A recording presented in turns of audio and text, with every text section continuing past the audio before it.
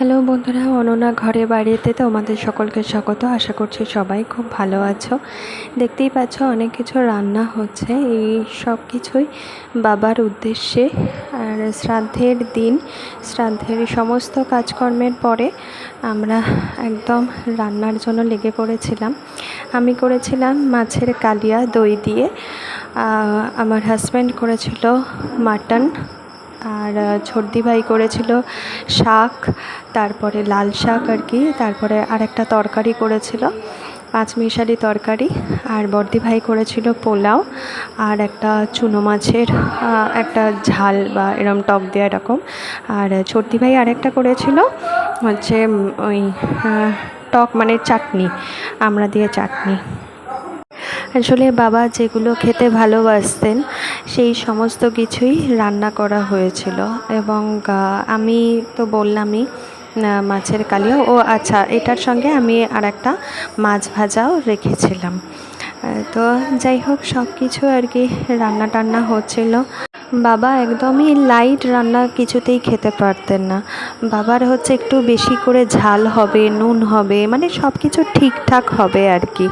তো আমি প্রথমে ভেবেছিলাম মাটনটা করব, কিন্তু তারপরে দিদিরা বললো যে তুই মাছটা কর, তো তোর হাতের ওই মাছের কালিয়াটা খেতে বাবা বেশি ভালোবাসতেন। আর হচ্ছে দই চিকেনটাও ভালোবাসতেন, কিন্তু চিকেন মাটন একসঙ্গে দেওয়া যা হবে না আর কি, হলো না। সেই জন্য মাছের প্রিপারেশনটাই বেশি হলো, আর মাছ খেতে বেশি ভালোবাসতেন। আসলে হ্যাঁ, চিকেনটা দই চিকেনটা ভালোবাসতেন ঠিকই, কিন্তু চিকেনটা অতটা ফেভারিট ছিল না বাবার হচ্ছে মাটনটা বেশি ভালো লাগতো। আর মাটনটা হচ্ছে সবসময় আমার হাজব্যান্ডকে রান্না করতে বলতেন, আর দিদিকে বলতেন যে বাকিগুলো আর কি।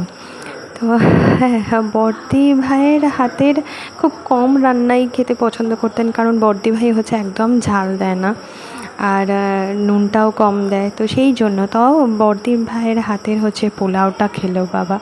তো এই সমস্ত রান্নাবান্না আমাদের যখন হয়ে গেল, আমি প্রথমে করলাম, তারপরে ছোটদি ভাই করলো, তারপরে হচ্ছে আমার হাজব্যান্ড মাটনটা করলো।